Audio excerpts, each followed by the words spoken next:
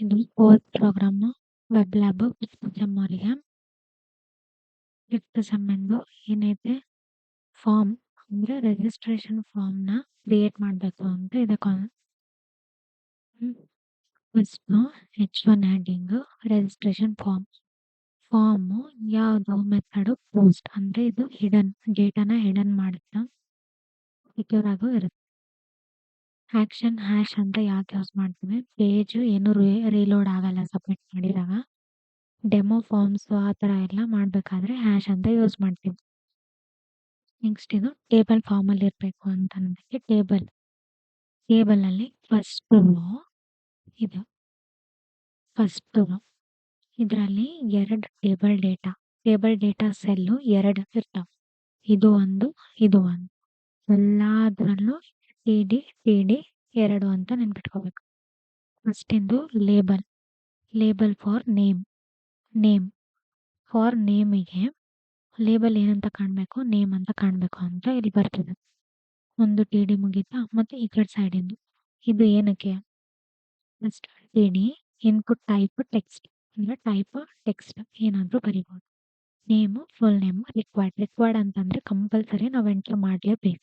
ಅದಕ್ಕೆ ಇಲ್ಲಿ next email same ಇದನ್ನೇ ಕಾಪಿ ಪೇಸ್ಟ್ ಮಾಡಿ ಎಲ್ಲದಕ್ಕೆ name email password confirm password. ಇಲ್ಲಿ ಟೈಪ್ ಇಮೇಲ್ ಅಂತ ಇದಕ್ಕೆ ಕೊಡ್ತೇವೆ ಅಂತಂದರೆ ಅದು ಅಂಥವೆಲ್ಲ ಸಿಂಬಲ್ಸ್ನ ಎಕ್ಸೆಪ್ಟ್ ಮಾಡುತ್ತೆ. ಅದಕ್ಕೆ ಫಾರ್ ನೇಮ್ ಸೇಮೇ ಇಡ್ಬೋದು, ಅದೆಷ್ಟು ಎಲ್ಲದಕ್ಕೂ ರಿಕ್ವೈರ್ಡ್. ಇಲ್ಲಿ ಟೈಪ್ ಪಾಸ್ವರ್ಡ್ ಅಂತ ಕೊಟ್ಟರೆ ಒಳ್ಳೆಯದು. ನೆಕ್ಸ್ಟು ನೆಕ್ಸ್ಟ್ ಇಂದೇನು ಜೆಂಡರು ಮೇಲಾ ಫೀಮೇಲಾ ಆ ಥರ ಒಂದೇ ಟಿಕ್ ಮಾಡ್ಬೋದು, ಯಾಕಂದರೆ ಫಿಮೇಲ್ ಆದ್ರೂ ಆಗಿರಬೇಕು ಮೇಲ್ ಆದರೂ ಆಗಿರಬೇಕು. ಅದಕ್ಕೆ ರೇಡಿಯೋ ಬಟನ್ನ ಯೂಸ್ ಮಾಡ್ತೀವಿ ಒಂದೇ ಟಿಕ್ ಮಾಡಲಿ ಅಂತ. ಲೇಬಲ್ಲು ಜೆಂಡರ್ ಇನ್ಪುಟ್ ಹಿಂಗೆ ನೋಡಿ ಇದರಲ್ಲೂ 2 ಟಿ ಡಿ ಇರೋದು. ಸೆಕೆಂಡ್ ಟಿ ಡಿ ಒಳಗಡೆ input type radio, name gender, value ಏನು ಮೇಲ್ ರಿಕ್ವೈರ್ಡ್. ಇಲ್ಲಿ ಫಾರ್ ಮೇಲ್ ಡಿಸ್ಪ್ಲೇ ಮೇಲೆ ಏನು ಕಾಣಬೇಕಲ್ವ ಮೇಲೆ ಮೇಲ್ ಅಂತ ಕಾಣಬೇಕಂತ ಇಲ್ಲಿ ಬರೆಯೋದು. ಇಲ್ಲಿ ಏನು ಬರಿತೀವೋ ಅದೇ ಕಾಣೋದು. ಅದೇ ಥರನೇ ಎಲ್ಲದಕ್ಕೂ ಕಾಪಿ ಪೇಸ್ಟ್ ಮಾಡಿ ಮೇಲಿದ್ದಲ್ಲೇ ಫೀಮೇಲ್ ಮತ್ತು ಆಮೇಲೆ other. Last next birth date for birth date of birth ಅಂತ ಲೇಬಲ್ ಕೊಡ್ತೀವಿ. ಇನ್ಪುಟ್ ಟೈಪ್ ಹೆಂಗಿರಬೇಕು, ಟೈಪ್ ಡೇಟ್ ಅಂತ ಕೊಟ್ಟರೆ ಈ ಥರ ಕ್ಯಾಲೆಂಡರ್ ಆಟೋಮೆಟಿಕ್ ಬರುತ್ತೆ, ನಾವೇನು ಬರೆಯೋದು ಬೇಕಾಗಿಲ್ಲ, ಸೆಲೆಕ್ಟ್ ಮಾಡಿದರೆ ಸಾಕು. Name birth date, name for almost ಎಲ್ಲ ಕಡೆ ಚೇಂಜ್, ಇದು ಕೂಡ ರಿಕ್ವೈರ್ಡ್. ನೆಕ್ಸ್ಟು ಕಂಟ್ರಿ, ಅವ್ರು ಯಾವ ಕಂಟ್ರಿದವರು ಅನ್ನೋದಕ್ಕೆ ಇದು ಆಪ್ಷನ್ಸ್, ಒಂದೇ ಕಂಟ್ರಿನ ಸೆಲೆಕ್ಟ್ ಮಾಡಿ ಅದಕ್ಕೆ ಯಾವುದು ಅಂತ ನಾವೇ ಸಜೆಸ್ಟ್ ಕೂಡ ಮಾಡ್ಬೋದು ಇವಿಷ್ಟರಲ್ಲಿ ಯಾವುದು ಅಂತ. ಅದಕ್ಕೆ select name country required options values ಏನೇನು ವ್ಯಾಲ್ಯೂಸ್ ಎಲ್ಲ ಅದಕ್ಕೆ ಅಂಡರ್ಸ್ಟ್ಯಾಂಡ್ ಆಗೋಕ್ಕೆ ಇಲ್ಲಿ ನಮ್ಮಲ್ಲಿ ಏನು ಕಾಣಬೇಕು ವೆಬ್ ಮೇಲೆ ಅನ್ನೋದೆಲ್ಲ ಬರೆಯೋದು ಇದು. ಇಲ್ಲಿ ಏನು ಬರಿತೀವಲ್ಲ ಅದೇ ಅಲ್ಲಿ ಕಾಣೋದು. ಏನು ಸೆಲೆಕ್ಟ್ ಮಾಡ್ತೀವೋ ಅದಿಲ್ಲಿ ಬರುತ್ತೆ. ಸೆಲೆಕ್ಟ್ ಆದಮೇಲೆ ನೆಕ್ಸ್ಟ್ ಏನು ಇಂಟ್ರೆಸ್ಟ್ ಅಂದರೆ ಅವ್ರಿಗೆ ಯಾವ್ದ್ರ ಮೇಲೆ ಇಂಟ್ರೆಸ್ಟ್ ಇದೆ ಅಂತ, like sports, music, dance, reading ಆ ಥರ ಎಕ್ಸೆಟ್ರಾ. ಇಂಟ್ರೆಸ್ಟ್ ಅದು ಈಗ ಒಬ್ಬರಿಗೆ ಮಲ್ಟಿಪಲ್ ಆಗಿನೂ ಇಂಟ್ರೆಸ್ಟ್ ಇರ್ಬೋದಲ್ಲ, ಅದಕ್ಕೆ ಚೆಕ್ ಬಾಕ್ಸು 2 ಬೇಕಾದರೂ ಸೆಲೆಕ್ಟ್ ಮಾಡ್ಬೋದು ನಾವು. ಅದಕ್ಕೆ ಎಷ್ಟು ಬೇಕಾದರೂ ಸೆಲೆಕ್ಟ್ ಮಾಡ್ಬೋದು, more than 1 also. Input type check box, I D ಇದರಲ್ಲಿ ಏನೇನು ಬರೀಬೇಕು, type, I D, name, value. ನೇಮಿಗೆ ಅರೆ ಕೊಡ್ತೀವಿ, ಯಾಕಂತಂದರೆ ಅರೆ ಅನ್ನೋದು ಎಷ್ಟಾದರೂ ಅಕ್ಸೆಪ್ಟ್ ಮಾಡುತ್ತೆ. ಈಗ 1ಕ್ಕಿಂತ ಜಾಸ್ತಿ ಟಿಕ್ ಆಗ್ತೀವಲ್ಲ ಅದಕ್ಕೆ ಅರೆ ಯೂಸ್ ಮಾಡ್ತೀವಿ ಇಲ್ಲಿ. ಸ್ಪೋರ್ಟ್ಸು ಲೇಬಲ್ ಫಾರ್ ಸ್ಪೋರ್ಟ್ಸ್ ಅಂತಲೇ ಇರಲ್ಲ, ಎಲ್ಲ same copy paste. Sports, music, dance, reading, ನಿಮ್ಗೆ ಯಾವ್ದು ಬೇರೆ ಏನಾದರೂ ಗೊತ್ತಿದ್ರೆ ಅದನ್ನು ಬರೀಬೇಕು. ನೆಕ್ಸ್ಟ್ ಬಯೋಡೇಟಾ ಲೇಬಲು ಬಯೋ, ಇಲ್ಲಿ ನೋಡಿ next T D text area name bio rose 4 rose of space ಬೇಕು ಬಯೋಡೇಟಾ ಬರೀಲಿಕ್ಕೆ ಅಂತ. ಇದು ಟೆಕ್ಸ್ಟ್ ಏರಿಯಾ ಅಂದರೆ ನಾವು ಏನಾದರೂ ಟೆಕ್ಸ್ಟ್ ಮಾಡ್ಬೋದು.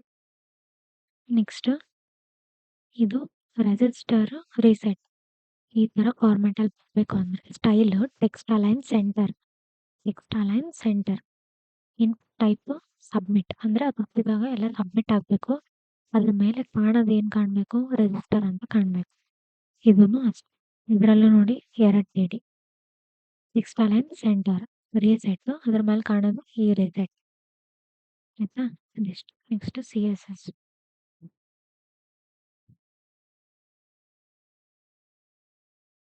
ಫಸ್ಟ್ ಬಾಡಿ ಫಾಂಟ್ ಫ್ಯಾಮಿಲಿ ಅಂತಂದರೆ ಇದು ಒಂದು ಫಾಂಟ್ ಸ್ಟೈಲ್ ಚೇಂಜ್ ಆಯಿತಾ. ನೆಕ್ಸ್ಟ್ ಬ್ಯಾಕ್ಗ್ರೌಂಡ್ ಕಲರ್ ಮಾರ್ಜಿನ್ 0 ಇಂದ ಸ್ಟಾರ್ಟ್ ಆಗಲಿ ಅಂತ ನಾವು ಕೊಡ್ಬೋದು, ಇಲ್ಲಾಂದರೆ ಅಲ್ಲಿ ನಡೀತಾ. Padding 20 pixels. ನೆಕ್ಸ್ಟ್ H1 ಅಂತಂದರೆ ರಿಜಿಸ್ಟ್ರೇಷನ್ ಫಾರ್ಮ್ ಅದ. ಟೆಕ್ಸ್ಟ್ ಅಲೈನ್ ಸೆಂಟರ್ ಅಂತಂದರೆ ಸೆಂಟ್ರಿಗೆ ಹೋಯ್ತು. ಅದಕ್ಕೆ ಕಲರ್ ಫಾಂಟ್ ಕಲರ್ ಬ್ಲ್ಯಾಕ್. ಟೇಬಲಿಂದು ವಿಡ್ತ್ 100%. ಮಾರ್ಜಿನ್ 0. ಮ್ಯಾಕ್ಸಿಮಮ್ ವಿಡ್ತ್ ಅನ್ನೋದು ಅವೆಲ್ಲ ದೂರ ಇರೋದನ್ನು ಸ್ವಲ್ಪ ಹತ್ರ ಮಾಡಿ 600 pixel. Background colour. Next border radius. Box shadow. Padding ಅಂದರೆ ಏನಂತ ಆಲ್ಮೋಸ್ಟ್ ಗೊತ್ತು, ಇವಾಗೆಲ್ಲ ಪ್ರೋಗ್ರಾಮ್ಸ್ ನೋಡಿದ್ದೀರಾ. ಪ್ಯಾಡಿಂಗ್ ಅಂತಂದರೆ ಹಿಂಗೆ ಸುತ್ತ ಸ್ಪೇಸ್ ಬಿಡೋಕ್ಕೆ. ನೆಕ್ಸ್ಟು TD ಅಂದರೆ ಟೇಬಲ್ ಡೇಟಾ ಸೆಲ್. TD ಅಂತಂದರೆ ಯಾವ ಇವು. ಪ್ಯಾಡಿಂಗ್ 10 ಪಿಕ್ಸೆಲ್ಸ್ ಅಂದರೆ ಸುತ್ತ ಸ್ಪೇಸ್ ಬಿಡ್ತಾ ನೀಟಾಗಿ ಕಾಣಲಿಕ್ಕೆ. ಲೇಬಲ್ ಅಂತಂದರೆ ಇಲ್ಲಿರೋ ಇವು. Font wait. ಫಾಂಟ್ ಸ್ಟೈಲ್ ಬೇಕಿದ್ರು ಕೊಟ್ಕೋಬೋದು ನೀವು, ಫಾಂಟ್ ಸೈಜ್ ಬೇಕಿದ್ರು ಕೊಡ್ಬೋದು. Input type text. ಇಮೇಲ್ ಅಂದರೆ ಇದ್ರ ಒಳಗೆ ಏನು ಬರೀತೀವಲ್ಲ ಅದ್ರ ಸಲುವಾಗಿ CSS. ಪಾಸ್ವರ್ಡ್ ಮತ್ತು ಸೆಲೆಕ್ಟ್ ಯಾವುದು ಇದು, ಮತ್ತು text area.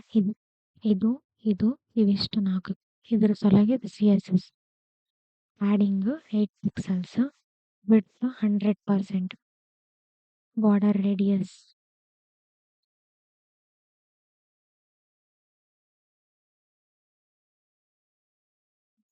Border 1 pixel solid. Cursor pointer ಅಂದರೆ ಇಲ್ಲಿ ಹೋದಾಗ ಕೈ ಥರ ಚೇಂಜ್ ಆಗುತ್ತೆ. Next font size. ಅದ್ರೊಳಗೆ ಬರೀತೀವಲ್ಲ ಆ ಫಾಂಟಿನ ಸೈಜ್ 18 ಪಿಕ್ಸೆಲ್ಸ್.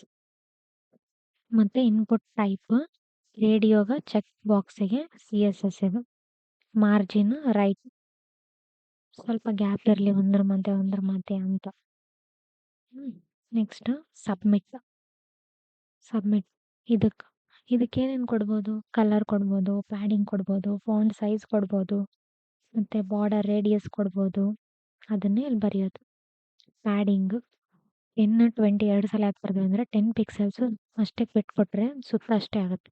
20 ಪಿಕ್ಸೆಲ್ಸ್ ಕೊಟ್ಟಾಗ ಇಲ್ಲಿ ಸ್ವಲ್ಪ ವಿಡ್ತ್ ಜಾಸ್ತಿ ಆಗುತ್ತೆ ಅದಕ್ಕೆ. Background colour tomato. Font weight bold. Border radius 5 pixels. Cursor pointer. Font size ಮತ್ತು ಇನ್ಪುಟ್ ಟೈಪ್ ಸಬ್ಮಿಟ್. ಅಂದರೆ ಇಲ್ಲಿ ಹೋದಾಗ ಸ್ವಲ್ಪ ಕಲರು ಚೇಂಜ್ ಆಗಲಿ ಅಂತ. ಬ್ಯಾಕ್ಗ್ರೌಂಡ್ ಮತ್ತು ರೀಸೆಟ್ಟಿಂದು ಸಬ್ಮಿಟಿಂದು ಎಲ್ಲ ಸೇಮು. ಕಲರ್ ಬೇಕಿದ್ರೆ ಬೇರೆ ಕೊಡ್ಬೋದು ನೀವು. Font weight, border radius, cursor.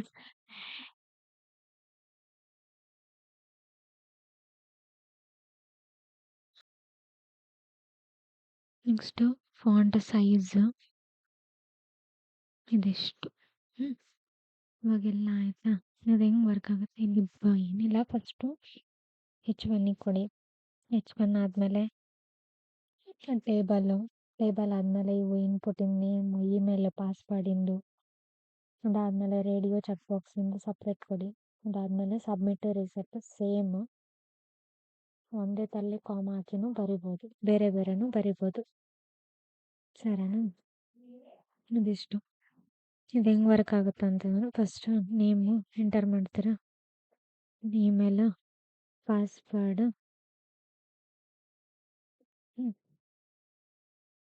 Female, date of birth, country,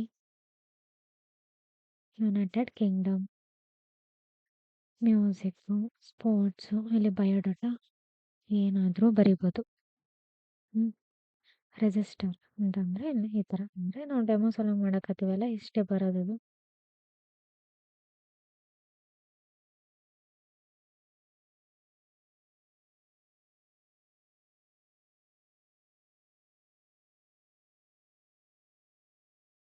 ಆ ಥರ ಬರುತ್ತೆ. ಡೆಮೋ ಸಲಂಗೆ ಮಾಡಿತ್ತಲ್ಲ ಅದಕ್ಕೆ ಹಂಗೆ ಬರುತ್ತೆ. ರೀಸೆಟ್ ವರ್ಕ್ ಆಗುತ್ತಾ ಇಲ್ಲ ನೋಡಿ. ಇವಾಗ ಏನೇನೋ ಟೈಪ್ ಮಾಡಿರ್ತೀವಿ. ಇವಾಗ ಎಲ್ಲನೂ ಕ್ಲಿಯರ್ ಆಗಬೇಕು. ರೀಸೆಟ್ ಆಯಿತಾ. ನೆಕ್ಸ್ಟು ಇದನ್ನೆಲ್ಲ ಏನೋ ಒಂದು ಫಿಲ್ ಮಾಡಿ ರಿಜಿಸ್ಟರ್ ಇಲ್ಲ ರಿಕ್ವೈರ್ಡ್ ಅಂತ ತೋರಿಸ್ತೀವಿ. ರಿಕ್ವೈರ್ಡ್ ಈ ಥರ ರೀಸೆಟ್ ಹತ್ತಿದ್ರೆ ಎಲ್ಲ ಕ್ಲೀನ್. ಇದಿಷ್ಟು ರಿಜಿಸ್ಟ್ರೇಷನ್ ಫಾರ್ಮ್ 5th ಲ್ಯಾಬಿಂದು CSE 5th ಸೆಮ್ ಅವ್ರದ್ದು CSE 4th ಪ್ರೋಗ್ರಾಮ್ ಇದೆಲ್ಲ ಇಷ್ಟೇ. Thank you.